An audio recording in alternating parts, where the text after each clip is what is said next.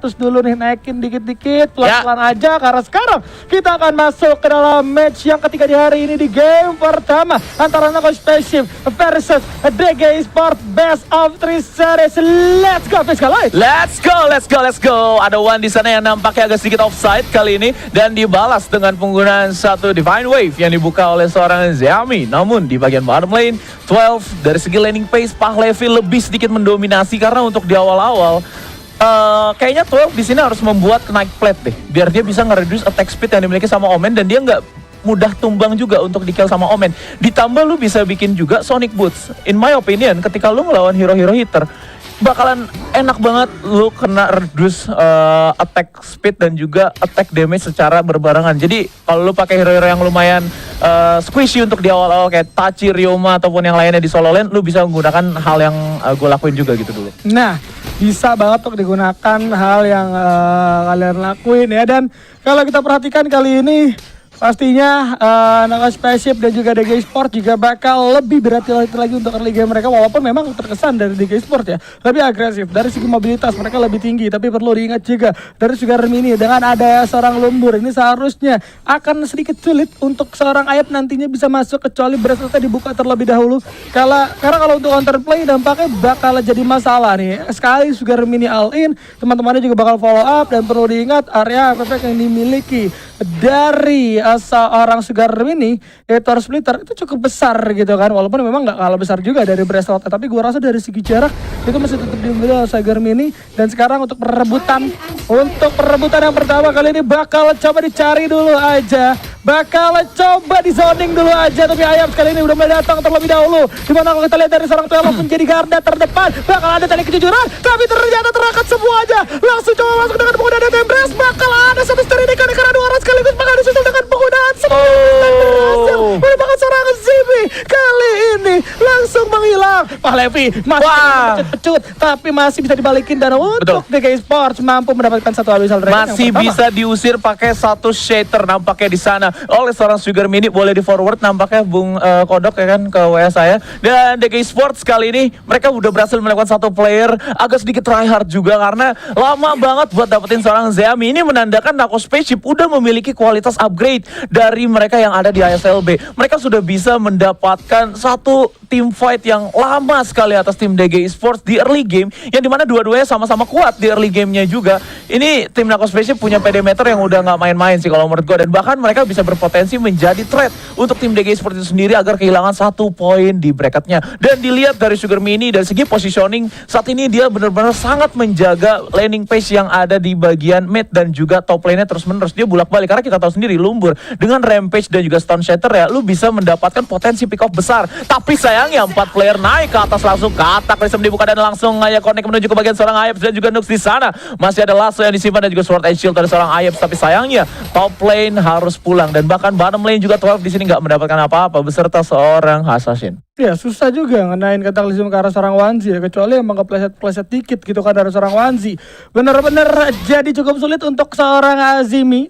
Bagaimana Zimi ngebuka dan membantu teman-temannya, karena kalau Zimi nggak jaga jarak juga itu bisa jadi masalah, bakal jadi makanan untuk seorang Nux juga. Tapi kali ini kalau kita perhatikan DG bakal coba bermain secara bersamaan juga 3 orang, bakal coba melakukan satu trapping gaming, sedangkan Pahlevi dan juga 12 bakal berduel dan saling bertarung di sisi bawah. Walaupun gak ada dampak yang cukup besar, tapi nampaknya Sugar Mini yang sudah mulai terbaca bakal coba langsung di all in. Enggak, ternyata Flying Spear connect ke arah serang Ayap, tapi masih oke, masih aman. Bahkan kalau kita lihat udah ada backstep juga bakal coba dilakukan. All in ternyata Peter bakal coba melarikan diri dari seorang Sugar Mini. Slotnya connect, Sugar Mini dapat 8, Steri naik, bakal coba diincar, terangkat 1 orang, tapi nggak terlalu berdampak karena memang tujuannya untuk mundur terlebih dahulu. Nice try pastinya ya. Betul, masih dengan penggunaan satu Sword and Shield untuk memanfaatkan mobilitas dan juga fleksibilitas yang dimiliki oleh seorang Ayap di sana. Nampaknya 12 langsung di-cut, Death Embrace dibuka, namun Nux langsung aja through forward backstabbing dilakukan dan Pahlevi begitu ya, Nux sangat langsung mengincar satu Alter Turret yang berada di sana dan akhirnya 12 kali ini langsung di jump in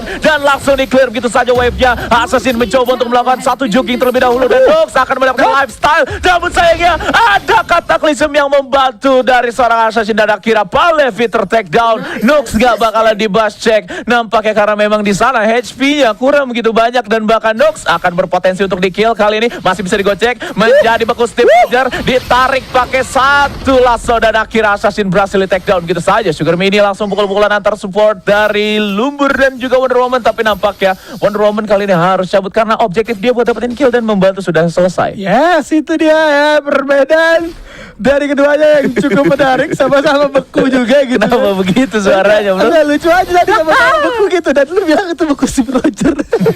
Steve Roger beku berapa? 70 tahun. Itu lucu banget ya, makanya kata gue astaga. Ada banyak. Dan kalau kita perhatikan juga kali ini ya, ngebuat satu pertarungan tadi sebenarnya ngebuka jalan untuk Neko Spaceship ngedapetin beberapa poin kill gitu kan. Tapi nggak cukup juga untuk mengimbangi gold yang sudah tertinggal. Karena dari DG Sport juga berhasil nuker satu orang di sana, walaupun dari serang Polevi tadi berhasil di take down bersamaan dengan seorang assassin. Tapi kali ini Fancy bakal coba mengamankan Abyssal terlebih dahulu, sedangkan dari assassin coba untuk mengambil satu slayer. Polevi lagi dan lagi bakal menjadi garda terdepan bersama dengan kawan-kawannya kali ini, di mana udah ada combo-combo yang dari tadi bakal coba breaker. Tali kejujuran bakal connect karena satu orang masih bisa cabut dari sarang Twelve dengan bukan satu cliff breaker karena memang sudah terlalu berbahaya. Kalau nggak dibuka cliff breakernya bisa jadi bakal jadi cukup sulit. Tapi Ayep sayangnya coba mengincar seorang Batman yang tidak terlihat. Betul, antara Batman, Wukong atau bahkan di sana ada Polevi juga yang terkena satu Stone Shatter. Dan kali ini Sugar Mini harus bermain lebih safe daripada saya salah ngomong. Mendingan kita bermain aman baik kodok. Dan ada Ayeps juga di sana yang harus pulang terlebih dahulu. Dan Nux berhasil mendapatkan satu poin eliminasi di bagian top lane. Bahkan mereka mendapatkan 2 kill kali ini baik. Wow, Zimi dan juga Armini juga harus hilang sayang banget di jungle-nya sendiri gitu kan. Dan ini menjadi konsep utama untuk kawan-kawan dari Neko Spaceship karena nampaknya DG Sport langsung coba berfokus untuk mendapatkan strike push aja, mendapatkan satu tower dari pertama. Tapi perlu dilihat, perlu diingat dari seorang Nux, mobilitasnya akan semakin tinggi kali ini, semakin menuju ke arah mid game. Nux akan semakin berjaya, sedangkan Polevi Madi dengan kawan-kawannya berfokus untuk mendapatkan tower tier 2 di sisi atas dan berhasil coba dieksekusi dengan bersih tanpa perlu adanya pertempuran yang cukup besar. Ayep, awas, salah masuk nampaknya Ayep. Jauh banget. Naja kena dari satu orang di sana. Bakal coba diincar itu seorang Riz yang gak bakal bisa selamat juga. Kataklisa bakal coba dibuka, coba menyelamatkan. Cliff Breaker juga bakal coba connect karena 2 orang sekaligus, tapi Polevi bisa cabut. Langsung coba mengeluarkan satu flicker ke sisi kanan dan menyelamatkan nyawa. Parah, Starry Night itu benar-benar on point banget sih kalau menurut gue baik. Tapi balasannya Cataclysm yang kalau menurut gue itu lebih mantap lagi dan lebih petaka lagi untuk tim DG Esports. Dan dilihat dari banyaknya player tim Neko Spaceship, wah sayang sekali saya tidak mendapatkan WA-nya. Tapi dilihat dari tim Neko Spaceship kali ini, mereka bisa melakukan counterplay di dalam agro tier 2. Itu menandakan mereka sudah bisa memenangkan early fight conditionnya. Namun sayangnya kita akan berpaling menuju ke mid game terlebih dahulu karena udah ada 3 item slot yang dibuka oleh beberapa core dari masing-masing tim. DG Esports mereka berhasil mendapatkan satu Holy Dragon. Mereka berpeluang untuk mengajak fight lagi yang ke beberapa kalinya, dan bahkan 12 gak bisa keluar. Backstep dilakukan dan langsung aja disengage dengan menggunakan satu Cliff Breaker, memanfaatkan invulnerability dan juga shield tambahan dari ultimate tersebut. Dan DG Sports harus main sabar terlebih dahulu karena walaupun mereka di sini punya Holy Thunder gratis, mereka nggak boleh terlalu offside. Lagi dan lagi Ayap nampak kesik top set, tapi dari Naja benar-benar on point. Tapi masih ada cleansing juga dari sana Sugar Mini. It's okay, no problem, masih bisa dilepas walaupun tower tier 2 harus hilang, tapi nggak harus kehilangan siapapun. Itu juga menjadi kunci. Ayap kali ini masih ada bracelet juga yang coba disimpan, tapi kenapa sekaligus berdansa dia dari seorang Wanzi, tapi masih bisa cabut juga dengan penggunaan satu stepnya. Masih ada Cataclysm yang tepat waktu sehingga mampu menyelamatkan teman-temannya. Lastonya connect karena seorang assassin kali ini coba menggocek dengan penggunaan butterfly, tapi dari belakang Noxnya datang dengan penggunaan satu backstep, mengsudah dari seorang assassin langsung menghilang juga. Dan kali ini semua tower tier 2 berhasil coba dihancurkan oleh DG Sport. Bentar, ini di kolom komentar ada yang bilang, apa? Katanya ini Ayep main AoV juga. Ini bukan Pak Ayep ya, ini Ayep. Kalau Pak Ayep kan siap santuy. Bukan yang siap santuy, bukan itu, bukan. Beda orang. Bukan.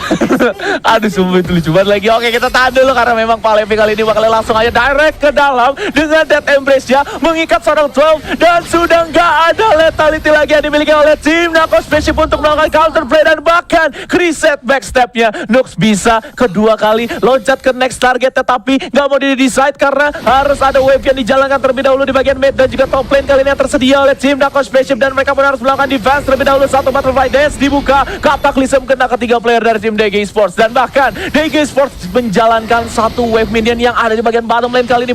Mereka punya 3 lane push yang sangat baik sekali, tapi Nako Spaceship gak main-main. Mereka masih punya splitter, mereka masih punya clear wave hero. Mereka di sini masih bisa tenang, damai untuk melakukan defense di bagian high ground mereka. Tenang, damai, relax, santai gitu kan. Tapi Starry Night sekali lagi kalau karena 3 orang. What a play, itu benar-benar indah banget dari 1 orang war. Tapi kalau kita lihat, masih coba dilanjutkan dengan clinching dari seorang Sugar Mini, membuat posisi dari Nako Spaceship pun bakal coba balik lagi ke posisi semula dan berhasil untuk melawan defense, mendapatkan satu kesempatan lagi untuk mempertahankan apa yang memang mereka punya. Tapi Pak Levi harus mundur segera, harus mundur sejenak karena menerima damage cukup banyak. Perlu hati-hati. Kawan-kawan dari DG Esports nampaknya sedikit kesulitan untuk masuk ke dalam satu incaran juga kali ini. Langsung masuk dengan penggunaan Starry Night dan ternyata dari seorang Ziminya pun harus tumbang. Enggak, ternyata maksud gue masih ada 1 bar tersisa dan masih bisa mundur. Hampir aja tumbang loh. Hampir aja tumbang di bagian tier 2 juga di sana masih coba untuk di-push, tapi sayangnya 12 kali ini sendirian Cliffbreaker dibuka. Namun sayangnya ada satu breath of submission yang baik sekali kali ini akan coba untuk dilakukan. Jangan lupa di love dulu kali ini Bayu Kodok, tapi DG Esports mereka harus mundur.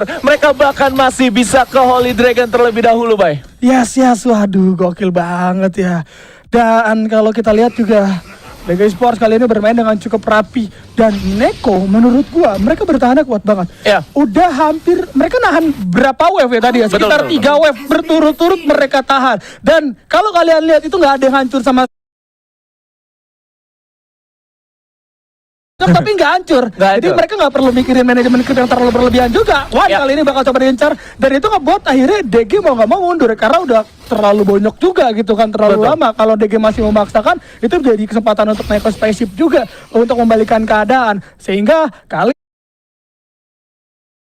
untuk mempertahankan keunggulannya dengan bermain lebih sabar lagi menunggu objektif selanjutnya ya. Betul, mereka makin ke late game juga nggak kalah main-main gitu kan. Lorion dan juga Hayat ya di sini punya damage output yang besar. Main damage mereka juga nggak dari 2 hero tersebut aja. Omen makin ke late game makin keras dan bahkan pencetannya makin sakit. Dan ada Starry Night yang harus dikait terlebih dahulu. Ada Palevi juga yang bakal langsung dive in dengan punya satu Death Embrace yang bakal langsung aja mengikat satu player, tapi sayangnya masih bisa di counter. Dan ada satu player yang berhasil tertangkap begitu saja, tapi sayangnya bayarannya adalah 2 higher ground yang dimiliki oleh Nako Spaceship itu sendiri. Hilang kanda sudah, 2 super minion wave sudah berhasil diakuisisi oleh tim DG Esports. Dan akhirnya Nako Spaceship kali ini mereka langsung true forward maju karena ini akan menjadi 5v4 situation. Dan terkena satu flying spear tapi nggak ada follow up dan Starry Night digunakan hanya untuk clear wave saja. Splitter pun dibuka di sana. Ayats masih bisa melakukan backup dan Sword Shield dan ditarik pakai satu last of truth dan akhirnya Assassin ter-take down begitu saja. Assassin akhirnya terculik, salah satu player yang memang sedikit sulit banget tadi untuk ditangkap. Akhirnya dari seorang Ayats pun mampu untuk mendapatkan satu, tapi ada seorang Nox kali ini yang tiba-tiba datang langsung coba berfokus ke terhadap kemenangan. Zimi bakal coba diincar, udah ada backstep yang dipersiapkan terlebih dahulu, tapi Cliffbreaker bakal coba masuk, Earth Splitter juga bakal coba dibuka, mempertahankan, menjaga seorang Zimi dengan cukup baik kali ini. Langsung aja connect karena 2 orang sekaligus, tapi Starry Neck juga bakal coba dibuka. Gak ada yang kena selain Sugar Mini, Sugar Mini bakal coba diincar. Udah yang cukup indah, 3 orang kena, bahkan ada kill didapatkan dari seorang Wanzi. Sisi kemenangan untuk DG Esports.